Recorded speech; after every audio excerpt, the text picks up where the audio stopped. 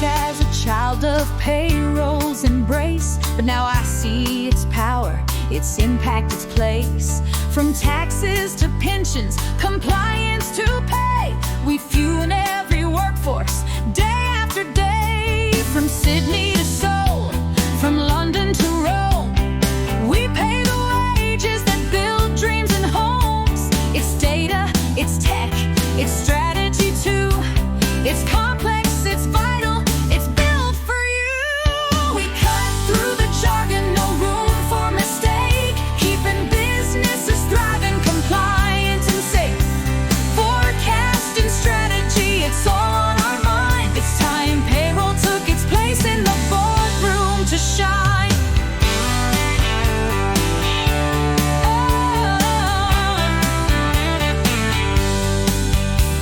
They think there's a button, how little they know the global complexities behind every payroll.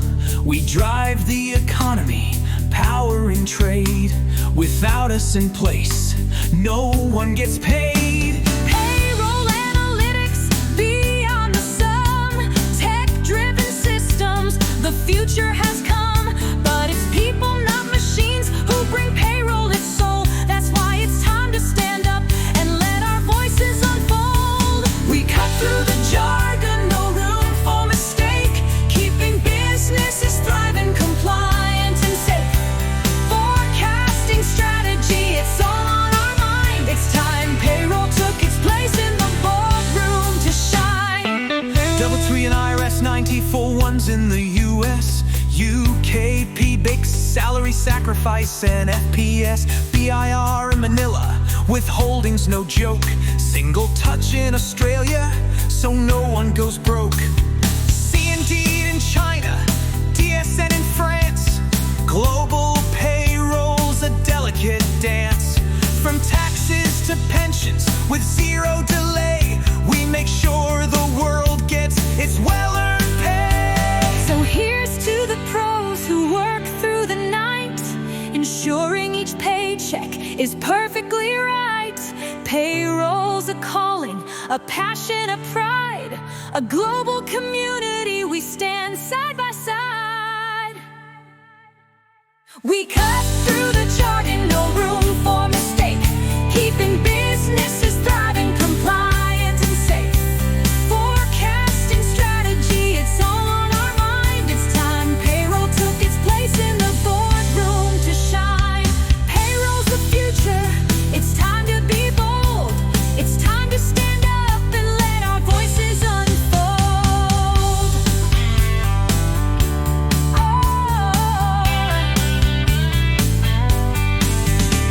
We cut through the jargon, no room for mistake, keeping businesses thriving, compliant and safe.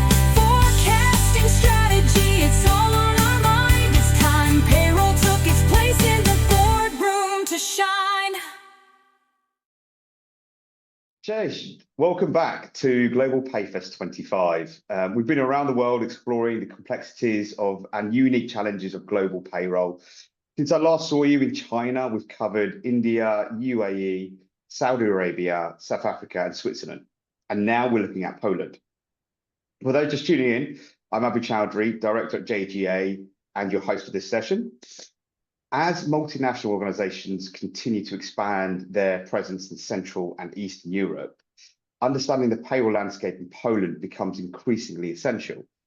Poland has rapidly evolving labor regulations, complex social security structure, and specific tax considerations, which present distinct challenges that require specialized knowledge. Today, I'm thrilled to be joined by Karolina Sternberg, Manager of Global Payroll Strategy and Compliance with Remote.com. Who are a global HR platform that help companies hire, manage, and pay their entire team. Remote also help businesses to effectively compete in the modern global economy through a comprehensive set of core solutions, including HRIS, payroll, international employment, and contract management. Karolina, thank you for joining me today and to share your experiences and expertise with our global audience. Could you please give us an overview, tell us a bit about yourself, your experience, and Polish payroll? Thank you so much for having me. It's an absolute pleasure to be here. I'm Karolina Sternberg, and I co-lead global payroll strategy and compliance at Remote. I know it's a long one. I struggled to spell it out as well, but it is how it is. So, I've spent the past several years working across diverse markets, helping businesses navigate the complexities of global payroll, where each country bring its own unique challenges. And Polish payroll is a great example of that. It's highly regulated, detail heavy, and requires a deep understanding of both local labor laws and tax frameworks. I am passionate about building processes that make payroll not only compliant, but also efficient and scalable across borders. Thank you, Karina. For the Poland session of Global Payfest, we'll follow the theme covering key regional payroll challenges, recent regulatory updates, and best practices for multinational businesses. We'll then walk through a case study that demonstrates how to tackle complex Polish payroll scenarios and address some common questions that payroll professionals often encounter in Poland. So if we can get started with your expert overview of Polish payroll. Thank you very much, Abu, and hello to everyone tuning in for Global Payfest 25 today. Uh, I am really glad to be here, speaking to an audience of payroll and HR professionals from all over the world. Today, we are going to take a closer look at the payroll landscape in Poland. I prepared something especially for you because Poland is a market that's full of opportunity, but also, in my opinion, one that demands deep attention to compliance, detail, and ongoing change. So let's start with the foundations. Payroll in Poland operates within a highly structured and ever evolving legal environment. At the heart of it is the Polish Labor Code. So, this is the primary legislation that governs employment relationships, and it's updated regularly to keep up with ever changing needs of the Polish economy and workforce. Alongside that is the so-called CEST. This is how it's spelled, but we speak it out ZUS. It's Polish social security system. But unlike in many countries, ZUS isn't a single unified contribution. It has to be seen as a network of different insurances covering pension, disability, sickness, accident, and healthcare. Each comes with its own rates, rules, and ceilings. So, managing those properly is absolutely central to getting payroll right in Poland. There is, of course, taxation. Poland uses a progressive income tax system, and it's been going through significant reform in recent years. So, especially under what's known as the Polish deal, so Polski Ład, these reforms have changed how income tax is calculated and also how certain reliefs apply, both for residents and, of course, foreign employees. But for payroll teams, what does that mean? This means adapting quickly to new rules, and this often mid-year. So, what does that mean exactly in practice? When you process payroll in Poland, you're not just calculating salaries and deductions, you're managing a whole ecosystem of contributions and obligations. Let's start with those. For instance, employers and employees both contribute to pension and disability insurance with ceilings in place for those amounts. But sickness insurance is covered only by the employee, while accident insurance is paid by employer, and the rate depends on your industry and the company size. Health insurance, labor funds, and the employee benefit guarantee fund all have their own calculations too. So it's very, very complex. And every month, these contributions have to be reported and paid very early by the 15th. So that means precision is key. If you miss a ceiling limit or misclassify a contract, the consequences can be serious. And speaking of contracts, yes, Abu, we've had this discussion previously. There are different types. It depends solely on who you're hiring, for which role, in which industry. There are, of course, the full employment contracts, as we know them, both permanent and fixed term. But there are also civil law contracts, like mandate agreements or specific task contracts. And in the tech sector, especially, B2B contracting is very common. So each of these comes with different rules around taxes, social security contributions, and even benefits. Contributions come from both the employer and the employee, and participation is voluntary, but the opt-out process must be managed and documented properly. For our payroll teams in Poland, this means having systems in place to track all the enrollments, the process contribution, and to report them to the right financial institutions. It adds another layer of admin work, but it's not an optional work. It's a must-have. Additionally to that, there is a working time and leave. So Poland sets a standard 40-hour work week with overtime and night work subject to strict rules and premium pay.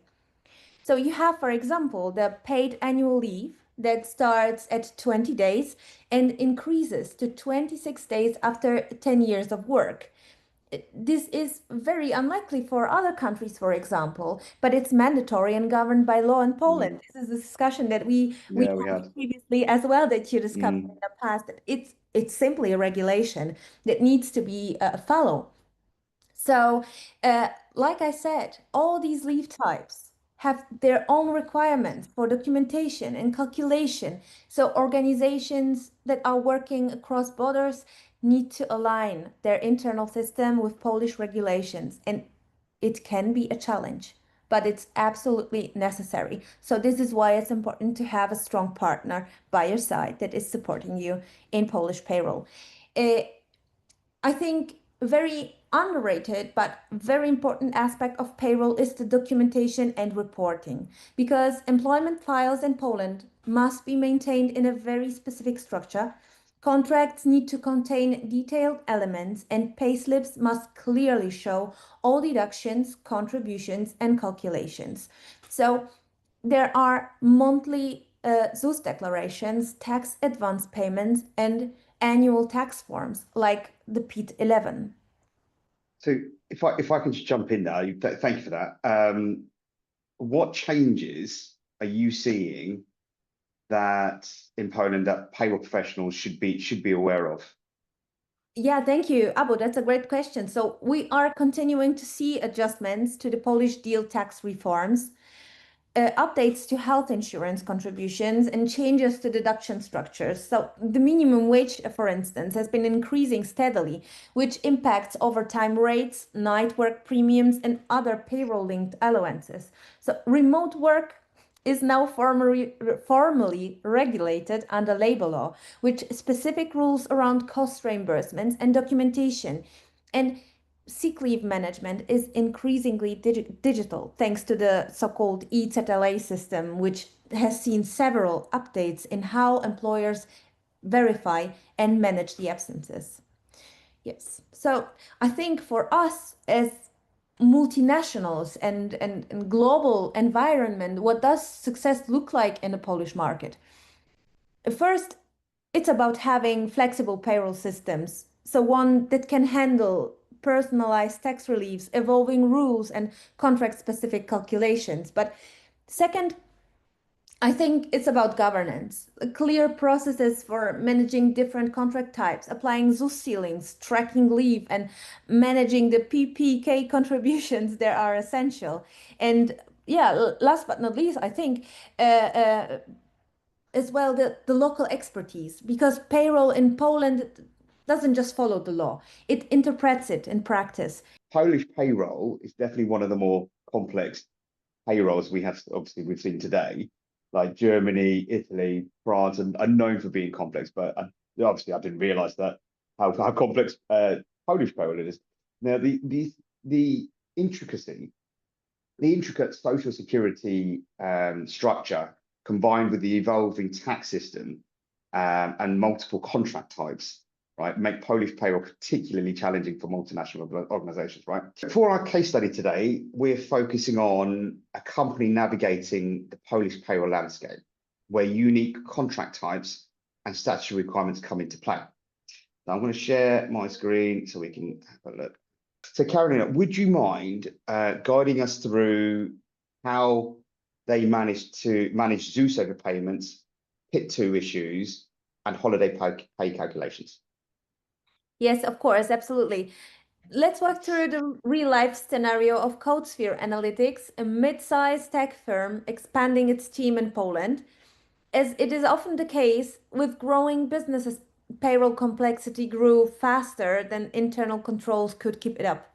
But with a systematic approach, they turned things around. Great. So with Zeus overpayments on mandate contracts, so the first major issue was around the use of umowa zlecenia, mandated contracts, right? Awesome. Thank you. Yeah, my Polish is great. Yeah. These are widely used in Poland, especially in tech and services sector for flexibility, but they come with nuances. Yes, So 100%. what is the issue here with CodeSphere? So at CodeSphere, these contractors were mistakenly treated like full-time employees, so meaning full ZUS contributions were applied.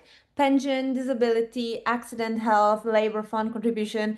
And the problem, many of these contractors were either students or already covered through other employment, making some of those contributions legally unnecessary.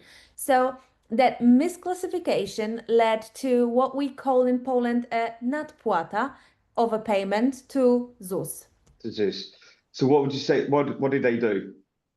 So they began by conducting a full audit of their active and historical mandate contracts. This meant checking whether any contractor was a student under 26 years or whether they had primary employment elsewhere, both of which can reduce or eliminate ZUS obligations under Polish law.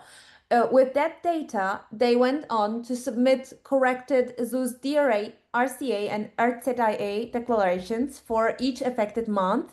So they included explanatory cover letters clarifying the misclassification, used the Płatnik software to handle submissions efficiently. So ZUS processed the corrections and overpayments appeared as a credit in CodeSphere's ZUS account. So in some cases, they applied the credit to future contributions. In others, they requested a refund, which ZUS granted after standard verifications.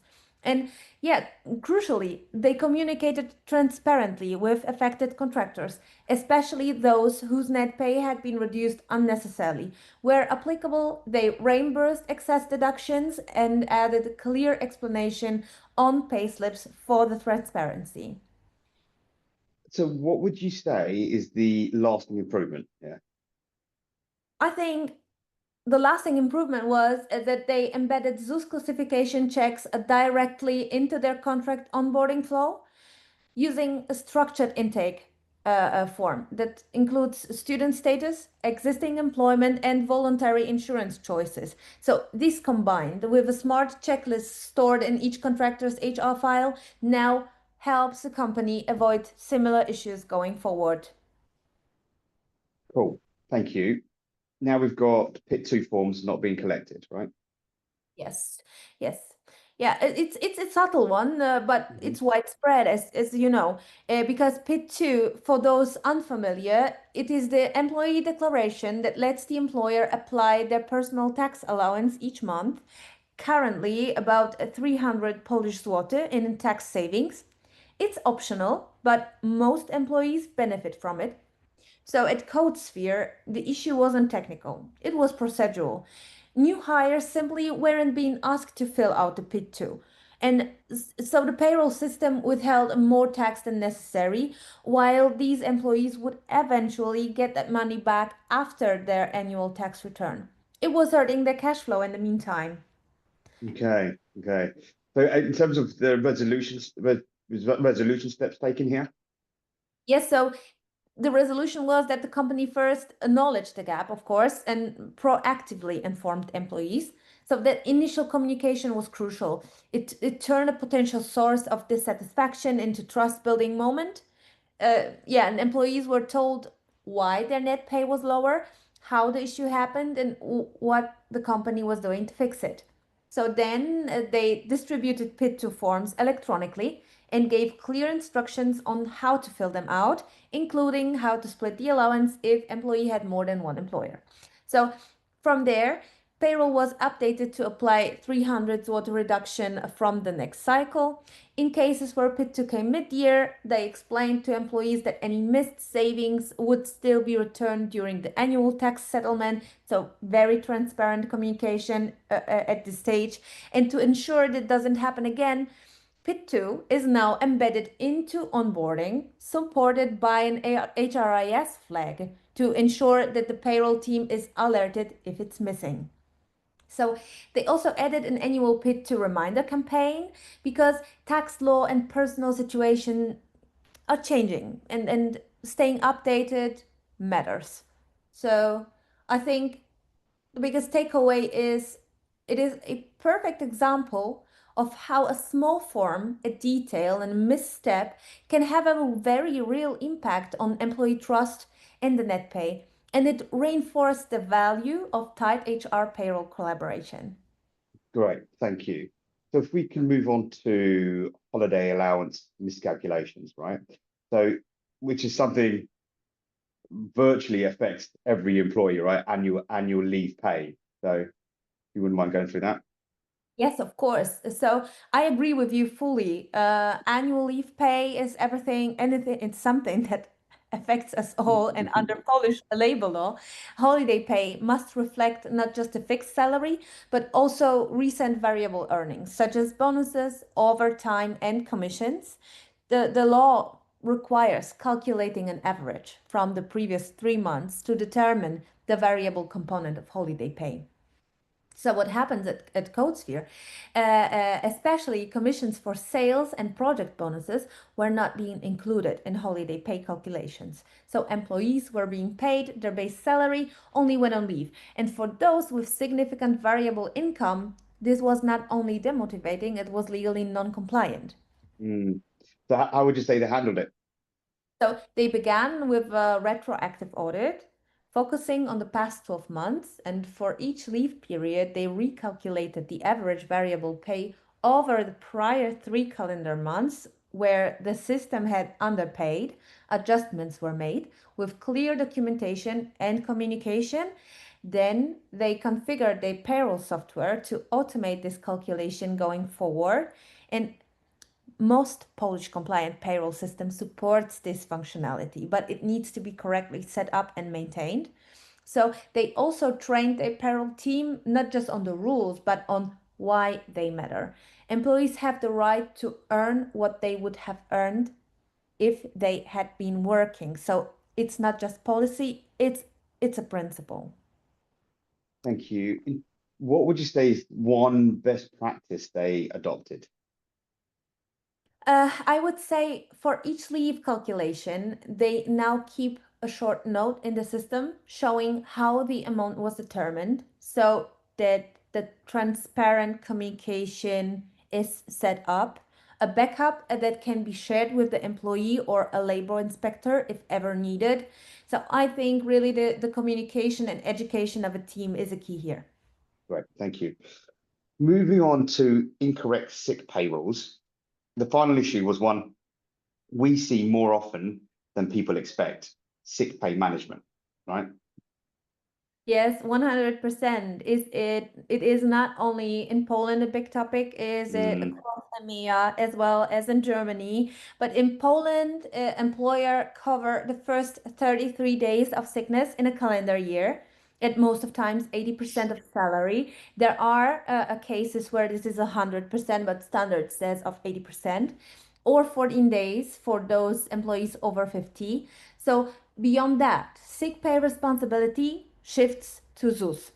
And in some cases, like I said, the rate should be 100%, like accident or pregnancy. And at CodeSphere, several mistakes were happening simultaneously. They were paying 100% sick pay for all sicknesses, not just the required cases. And they were continuing to pay past the 33-day limit without filling with ZUS to claim the reimbursement. So this led to thousands of zloty in unnecessary costs for the company, costs that should have been offset or covered entirely by ZUS.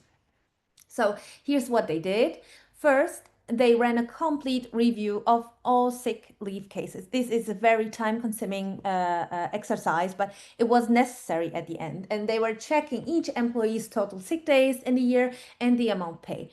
So where they had overpaid and ZUS benefits were applicable, they filled retroactive ZUS reports and ZUS set 3 forms to reclaim the funds. So in cases where the reimbursement wasn't possible due to timing, they recorded the loss, but use it to reinforce internal training.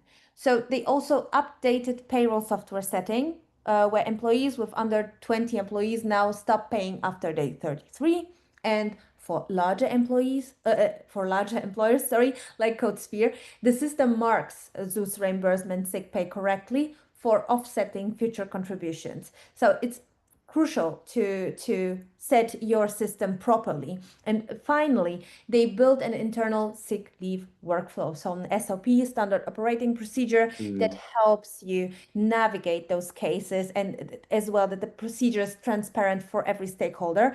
So once someone hits 25 days of sickness in a year, the payroll team is alerted to prepare ZUS documentation before the 33-day mark is crossed. Gotcha. What would you say is the biggest takeaway? I think misunderstanding where employer paid sick ends and ZUS begins can be extremely costly. And a system that tracks thresholds paired with well-trained staff prevents these cases from happening. So in summary, CodeSphere Analytics faced 4 very different issues, but the root cause was the same: outdated or missing process, lack of integration between HR, payroll, and legal requirements. A case that we see very often across companies. But through clear documentation, better system, and open employee communication, they were able to restore compliance, recover lost funds where it was possible, and rebuild trust internally, which is crucial. So it's a great reminder that payroll is not just about numbers, it's about people, precision, and proactive planning. Absolutely, absolutely. No, thank you, Karolina. That was an excellent walkthrough the challenges of CodeSphere Analytics we're facing. So thank you for that. And it certainly helped me understand how to solve some of these issues, right, that may arise for people managing a Polish payroll, especially understanding the multiple contract types, social security ceiling management, and creative work considerations make Polish payroll particularly unique, right? So it's now time to move on to our Q&A session to address some of the key questions about Polish payroll. So we've received several questions from payroll professionals about managing Polish payroll. So if you don't mind addressing some of these common questions, Karolina, and what's your response to these questions? So first one, how should companies adapt to Polish deal tax reforms and ongoing changes? Yeah, that's a great question, and it's top of mind for many. So, Polski Ład, or Polish deal, introduced a significant shift in how income tax is calculated. It changed threshold, eliminated certain deductions, and introduced new ones. So, what makes it especially challenging is that these changes didn't happen all at once, they came in waves, and many are still evolving. So, to stay compliant, companies need to do, I think, 3 things consistently. First, review regularly your payroll system configurations. That means verify your tax setting, threshold, and deduction logic, that it reflects the current legal framework, not just the last year's version. Second, keep your employees always trained and informed.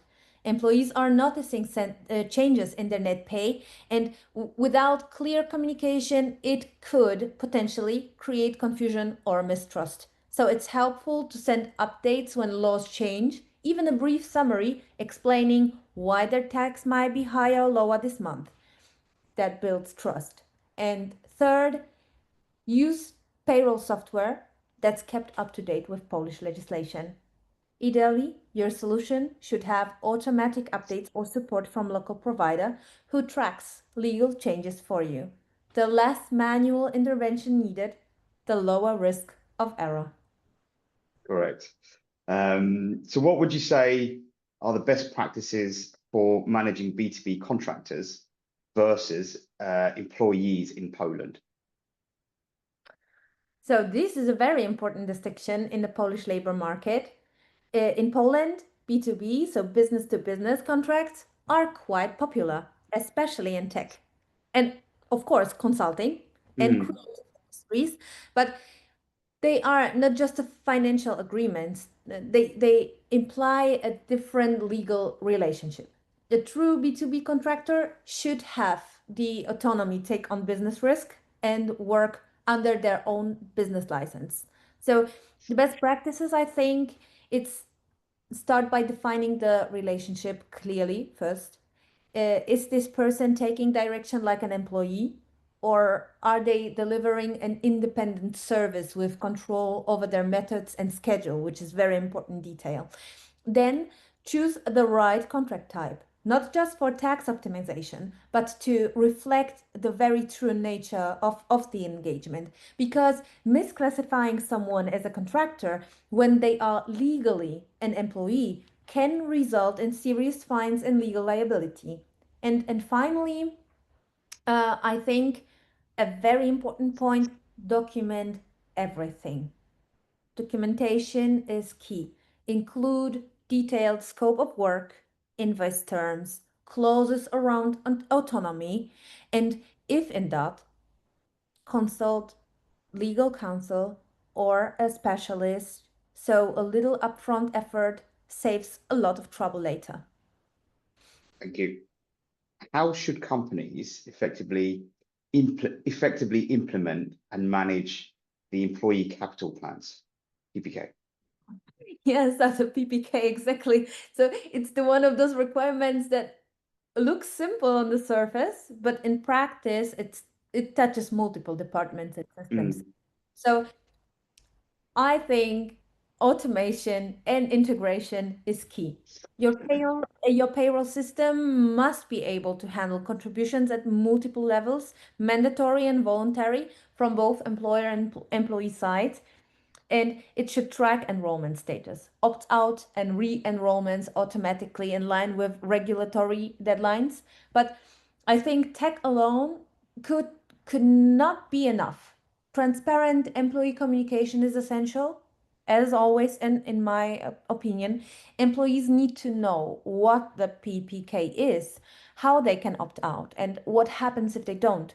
Because many employees don't realize that they've been auto-enrolled, for example, mm, until they see a deduction on the payslip. It's yeah. as well as Germany, it's very common when you have a CBA in a company and they are enrolling employees because it's written down, but the employee is not even aware what it is. So transparent communication is very important. And finally, yes, ensure you're coordinating with your financial provider, whether that's a bank or investment fund or an external company or a broker. So regular reconciliations and timely reporting are part of compliance as well. So think of PPK management as a part of a long-term employee benefit strategy, not just a Yeah. box. Yeah, we have it very similar in the UK as well. They auto enroll pensions, so yeah. What would you say are the key considerations for properly applying and documenting creative work tax deductions? Yes, so yeah, creative work tax deduction is a topic. So they are that so-called the 50% tax deductible cost. This is a powerful incentive in Poland for all artists and designers, programmers, writers, and other individuals doing this intellectual or creative work.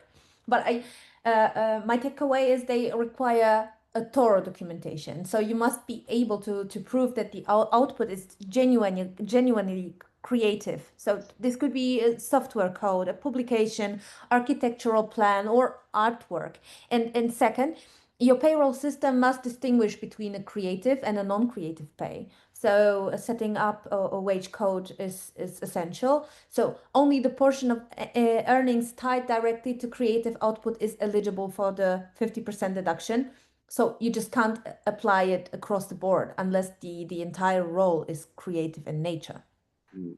Lastly, uh, keep a paper trail, task logs, delivery records, breakdown of earnings tied to eligible projects. So because if audited, you'll need to justify the deduction with the real evidence. So it's a great benefit, but not one to apply loosely. Gotcha, gotcha. How should companies handle social security calculations and their impact on payroll?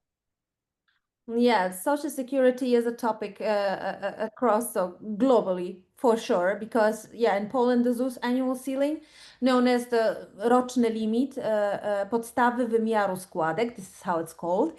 This is a key compliance point for higher earners. So once employees' gross income for the year exceeds 30 times the average monthly salary, a certain Social Security contribution like pension or disability should stop. But health insurance and some others continue. So your payroll system needs to track cumulative earnings per employee throughout the year and automatically stop applicable contributions once the threshold is closed.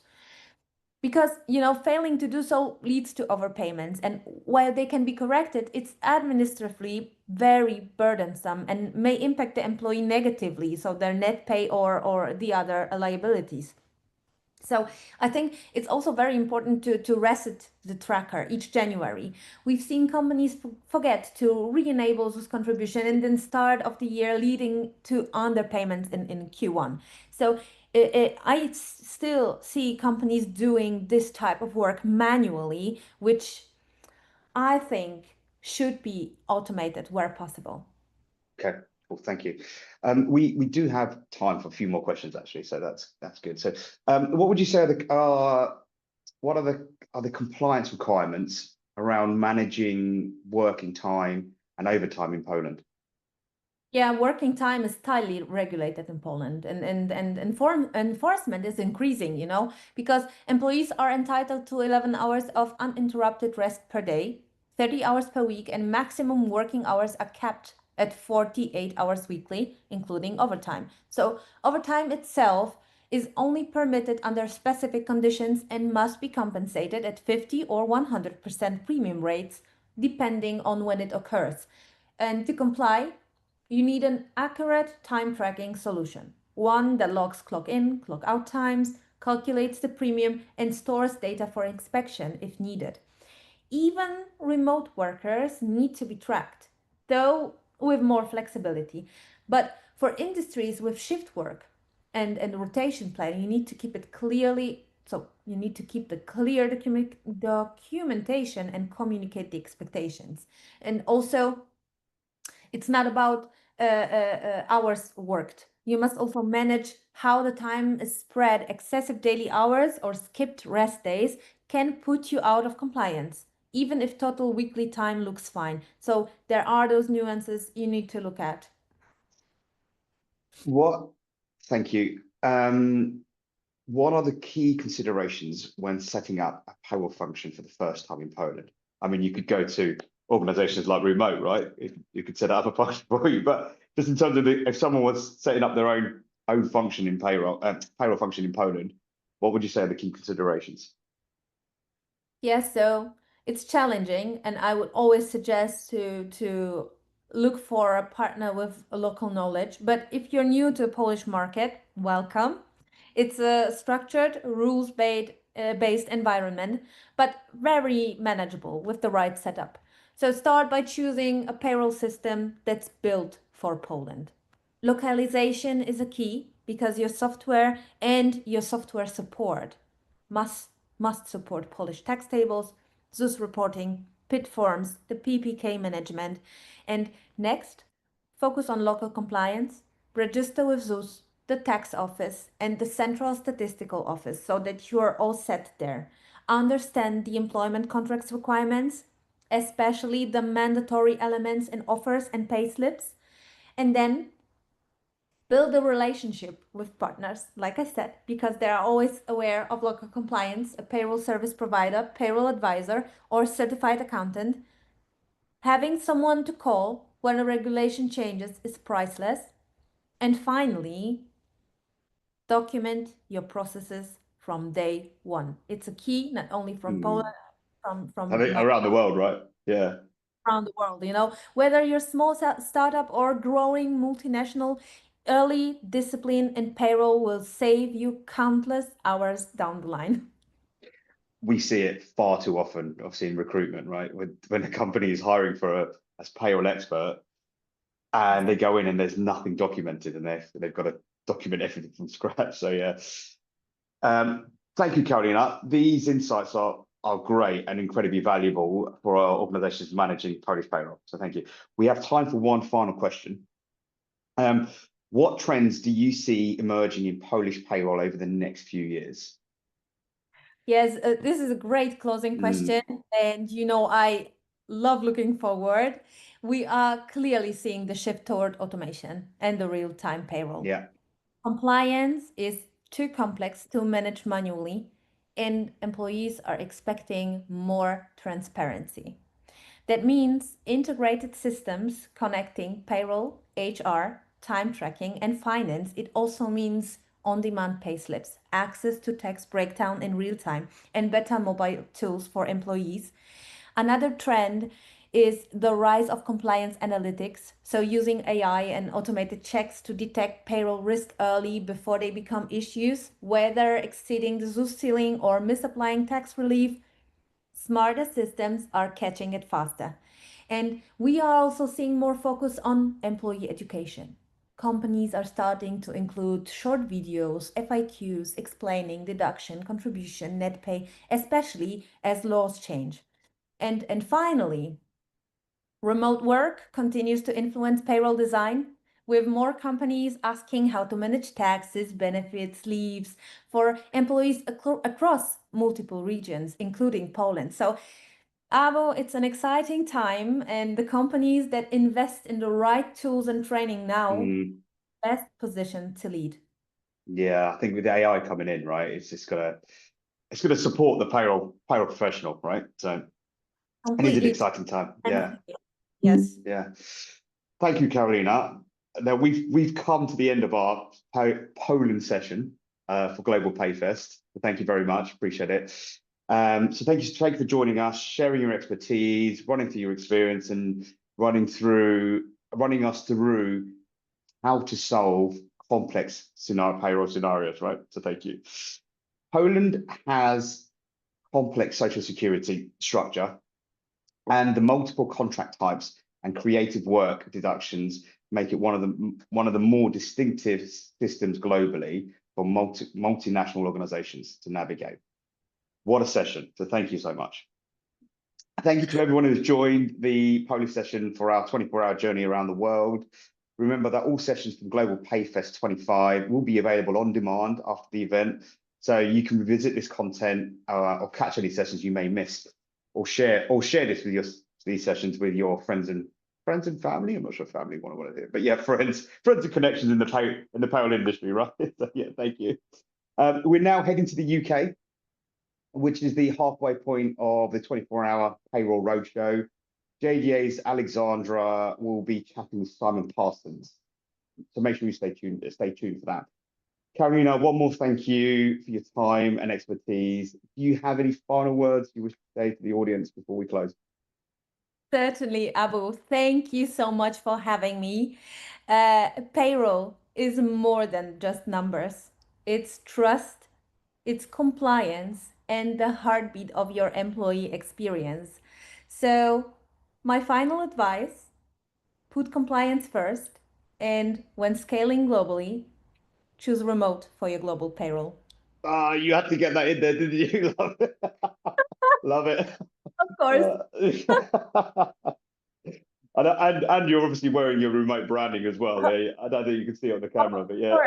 Of course, because I truly believe at Remote we are putting compliance first, and we are creating an environment that is abreast of regulations and supporting companies scale globally. So I invite you all in, reach out to our sales guys. They will be more than happy to support your company. What should I Thank say? you. Thank you, Karolina. That concludes our Poland session on Global Pay Fest. I'm Abu Chowdhury signing off from this segment of our journey global pay around the world. See you in London.